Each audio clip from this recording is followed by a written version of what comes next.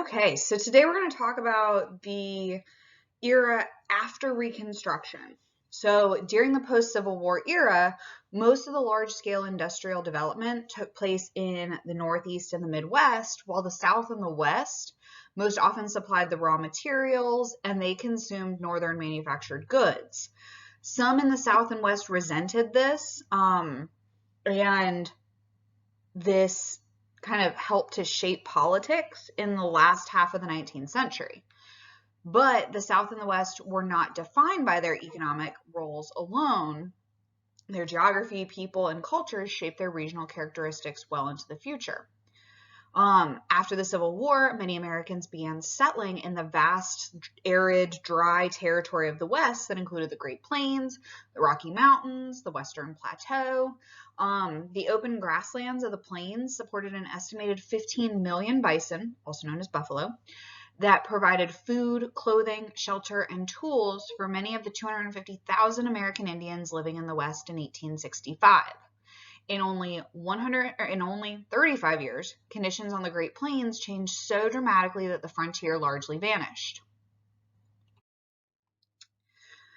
So the discovery of gold in California in 1848 caused the first flood of newcomers to the territory. The California gold rush was only the beginning of a feverish quest for gold and silver that would extend well into the 1890s and would help to settle much of the region. A series of gold strikes and silver strikes in what became the state of Colorado, Nevada, Idaho, Montana, Arizona, and South Dakota kept a steady flow of hopeful prospectors pushing into the western mountains. Then the gold discovery near Pikes Peak, Colorado in 1859 brought nearly 100,000 miners to the area. And the discovery of the fabulous Comstock lode, which produced more than $340 million in gold and silver by 1890, was responsible for Nevada entering the Union in 1864. Boom towns then included San Francisco, Sacramento, and Denver. So the pattern would be that individual prospectors would look for traces of gold in mountain streams using simple tools like shovels and washing pans. And then deep shaft mining required expensive equipment and wealthy investors and corporations. So about a third of Western miners in the 1860s were Chinese immigrants. Most of the mining towns that endured and grew were much like industrial cities, more so than the frontier towns depicted in Western films. As the mines developed, mining companies employed experienced miners from Europe, Latin America, China, and in many mining towns, half the population was foreign-born. Native-born Americans resented the competition of Chinese immigrants, which pressured Congress into the Chinese Exclusion Act. So the Chinese Exclusion Act prohibited further immigration to the U.S. by Chinese laborers, and it severely limited Chinese immigration through 1965. The first major act of Congress to restrict immigration on the basis of race and nationality was this act. Mining not only stimulated the settlement of the West, but also reshaped the economics and politics of the nation. This vast supply of silver created a crisis over the relative value of gold and silver-backed currency, which became a huge, bitter political issue. So lots of stuff going on out west. And let's not forget about the Native Americans who lost their lands to miners looking for gold. So if you look at these political cartoons, these are demonstrations of how people felt about Chinese Americans during this time period. So the economic potential of the vast open grasslands that reached from Texas to Canada was realized by ranchers in the decades following the Civil War.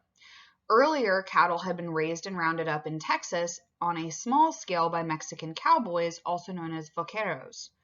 The traditions of the cattle business in the late 1800s, like the hardy Texas Longhorns, which you see pictured up on the right, were borrowed from Mexicans. And by the 1860s, wild herds of about 5 million head of cattle roamed freely over the Texas grasslands. The Texas cattle business was easy to get into because both the cattle and the grass was free.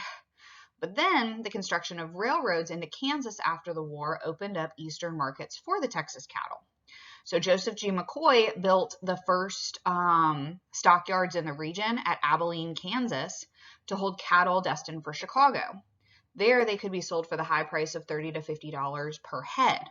Dodge City and other cow towns sprung up along the railroads to handle the millions of cattle driven up the Chisholm, Goodnight, Loving, and other trails out of Texas during the 60s and 70s. The cowboys, most of whom were African Americans or Mexicans, received about $1 a day for their dangerous work. The long cattle drives began to come to an end in the 1880s, where overgrazing had destroyed the grass, and then a winter blizzard and drought killed off about 90% of the cattle. Another factor that closed down the cattle frontier was the arrival of homesteaders, who used barbed wire fencing to cut off access to the formerly open range. Wealthy cattle owners then turned to developing huge ranches and using scientific ranching techniques. They raised new breeds of cattle that produced more tender beef by feeding them hay and grains. The Wild West was largely tamed by the 1890s, but in these few decades, Americans' eating habits changed from pork to beef, and people created the legend of the rugged, self-reliant American cowboy. So the Homestead Act of 1862 encouraged farming on the Great Plains by offering 160 acres of public land free to any family that settled on it for a period of 5 years. This promise of free land, combined with the promotions of railroads and land speculators, induced hundreds of thousands of native-born and immigrant families to attempt to farm the Great Plains between 1870 and 1900. About 500,000 families took advantage of the Homestead Act. However, 5 times that number had to purchase their land because the best lands often ended up in the hands of railroad companies and speculators. Two-thirds of homesteaders' farms in the Great Plains failed by 1900 due to long spells of severe weather, falling prices for crops, and the cost of new machinery. So now we're going to look at closing the frontier, where the Oklahoma Territory, once set aside for the use of the American Indians, was opened for settlement in 1889. And hundreds of homesteaders took part in the last great land rush in the West. The next year, the U.S. Census Bureau declared that the entire frontier, except for a few pockets, had been settled. So the frontier thesis argued that 300 years of frontier experience shaped American culture by promoting independence and individualism and broke down class distinctions. In New Mexico and Arizona, Pueblo groups like the Hopi and the Zuni lived in permanent settlements as farmers raising corn and livestock. The Navajo and Apache peoples of the Southwest were nomadic hunter-gatherers who adapted a more settled way of life, not only raising crops and livestock, but also producing arts and crafts. And then in the Pacific Northwest, like Washington and Oregon, the tribes like the Chinook and the Shasta developed complex communities based on abundant fish and game. And then about 2/3 of the Western tribal groups lived on the Great Plains. These nomadic tribes like the Sioux, Blackfoot, Cheyenne, Crow, Comanche, they had given up farming in the colonial times after the introduction of the horse.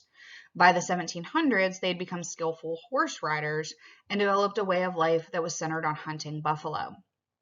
And although they belonged to tribes of several thousand, they lived in smaller groups of 300 to 500 members. But in the late 19th century, their conflicts with the U.S. government, which were partly the result of white Americans having little understanding of the Plains people's loose tribal organizations and nomadic lifestyle.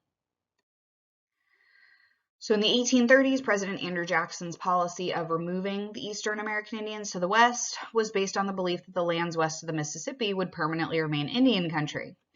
This expectation soon proved to be false. So in 1851, the councils at Fort Laramie and Fort Atkinson, the federal government began to assign the Plains tribes large reservations with definite boundaries. Most Plains tribes, however, refused to restrict their movements to these reservations and continued to follow the migrating buffalo wherever they roamed.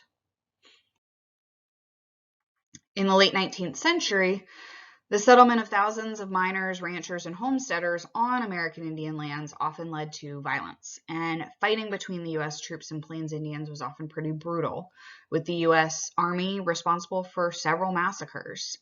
In 1866, during the Sioux War, the tables were turned when an army column under Captain William Fetterman was wiped out by Sioux warriors. Following these wars, another round of treaties attempted to isolate the Plain Indians on smaller reservations, with federal agents promising government support. However, gold miners refused to stay off American Indians' land if gold was to be found on them, as indeed it was in the Dakota's Black Hills. Soon, minor chiefs not involved in the treaty making and younger warriors denounced the treaties and tried to return to their ancestral lands.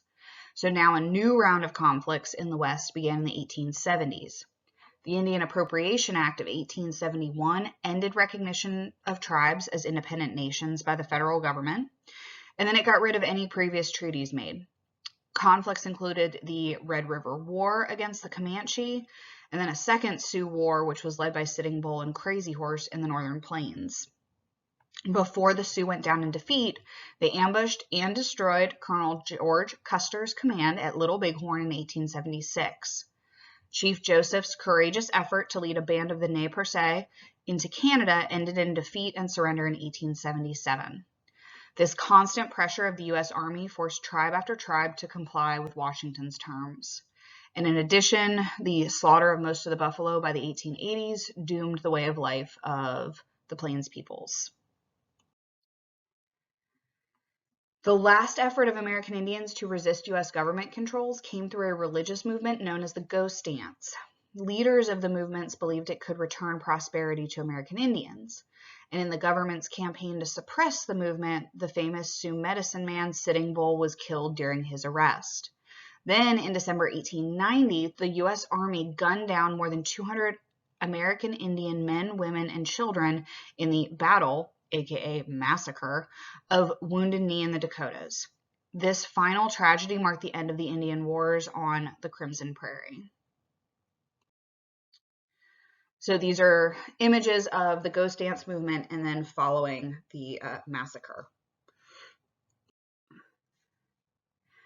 Many felt that tribal organizations kept American Indians from becoming, quote, civilized and law-abiding citizens. The Dawes Act divided up the tribal lands into plots of up to 160 acres, depending on family size. U.S. citizenship was granted to those who could stay on the land for 25 years and, quote, adopted the habits of civilized life. Under the Dawes Act, as intended, the government distributed 47 million acres of land to American Indians. However, 90 million acres of former reservation land, often the best land, was sold over the years to white settlers by the government. The new policy proved to be a failure, and by the turn of the century, disease and poverty had reduced the American Indian population to just 200,000 people, most of whom had to live as wards of the federal government. In 1924, in partial recognition that forced assimilation had failed, shocker, the federal government granted U.S. citizenship to all American Indians, whether or not they had complied with the Dawes Act. And then in FDR's New Deal of the 1930s, Congress adopted the Indian Reorganization Act of 1934. After the Mexican-American War ended in 1848, the Spanish-speaking landowners in California and the Southwest were granted their property rights and granted citizenship. Before 1917, the border with Mexico was open and very few records were kept for either seasonal workers or permanent settlers. Mexicans, like their European counterparts, were drawn by the explosive economic development of this region. Now, conservationists believed in scientific management and the regulated use of natural resources. Preservationists aim to preserve natural areas from human interference. So we've got Yosemite, we've got Yellowstone, the creation of the Department of Interior and forest reserves. So lots of movement towards conserving various areas of the country. While the West was being won by settlers and the U.S. Army, the South was recovering from the devastation of the Civil War. Some Southerners promoted a new vision for a self-sufficient Southern economy that was built on modern capitalist values, industrial growth, and improved transportation. Chief among them was Henry Grady, the editor of the Atlanta Constitution. Grady spread the gospel of the New South with editorials that argued for economic diversity and laissez-faire capitalism. To attract businesses, local governments offered tax exemptions to investors and the promise of low-wage labor.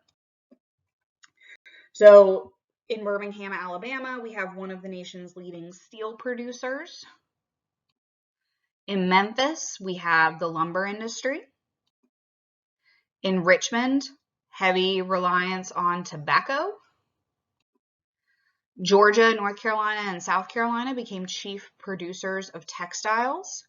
They actually overtook New England states as the chief producers of textiles. There was also rapid integration into the national rail network in the second half of the 19th century. But there was continued poverty. It was still largely agricultural, and the North financed basically a lot of the Southern economy. Industrial workers in the South, 94% of whom were white, earned half the national average and worked longer hours than anywhere else in the country.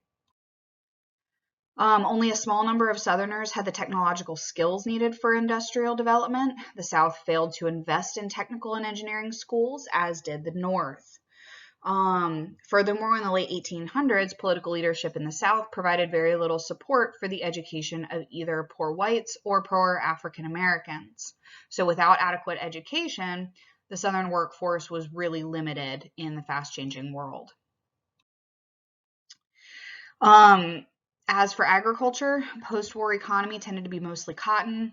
Farmers were virtual serfs. They were tied to their land by debt caused by crop liens, mortgages, sharecropping, not really profitable.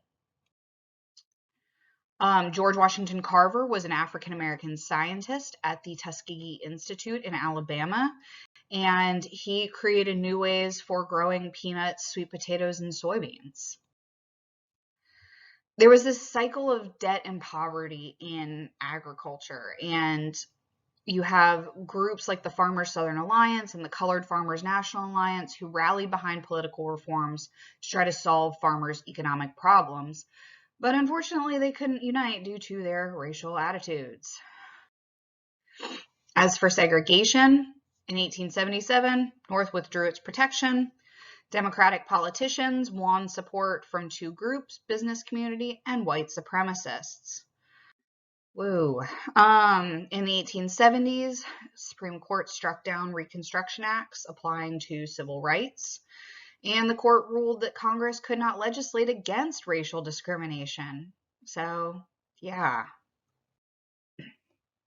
In 1897, the Supreme Court upheld a Louisiana law that required separate but equal accommodations for white and black passengers on railroad in the Supreme Court case of Plessy versus Ferguson. They ruled that the Louisiana law did not violate the 14th Amendment's guarantee of equal protection of the laws, which led to Jim Crow laws or segregation laws. And then there was wholesale disenfranchisement of blacks by 1900. Common obstacles like literacy tests, poll taxes, political primaries for whites only, and grandfather clauses all kept African Americans from voting.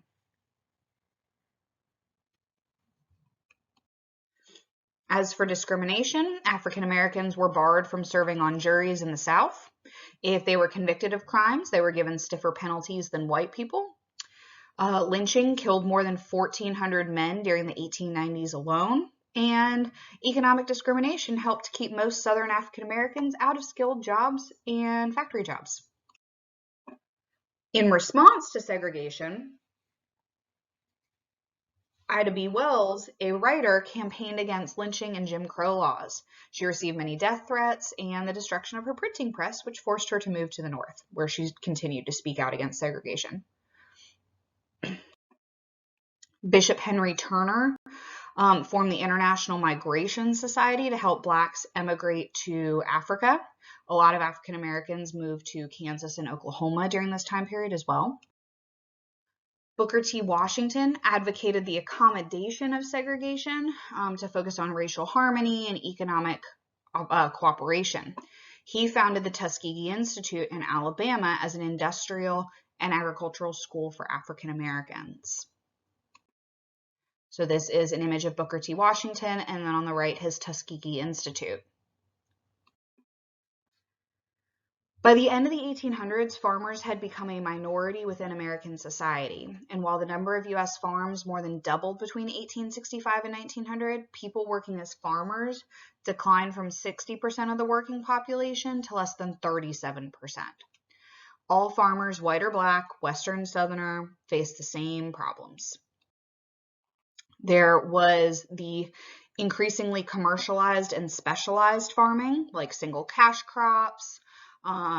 Consumers got their food from stores in town, and they got manufactured goods from mail order catalogs, and large expensive machines where small farms can't compete with that. Falling prices where American production increased, but also Argentina, Russia, and Canada increased their production as well.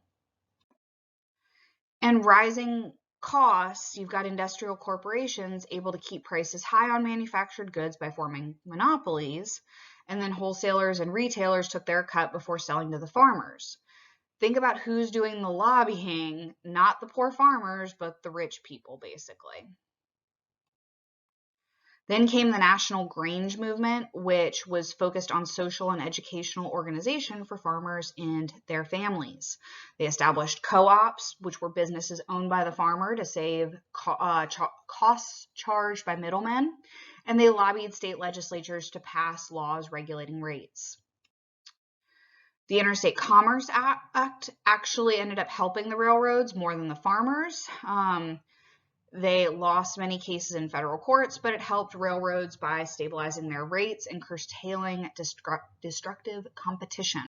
So states could only regulate local or short-haul rates. Interstate commerce became a federal issue. The Interstate Commerce Act required the railroad rates to be reasonable and just. As for farmers' alliances, they taught about scientific farming method and focused on economic and political action. Then the Ocala Platform was a national organization of farmers who met in Ocala, Florida, and attacked both major parties as subservient to Wall Street and big business. They focused on direct election of U.S. senators, lower tariff rates, a graduated income tax, and a new banking system that was regulated by the federal government.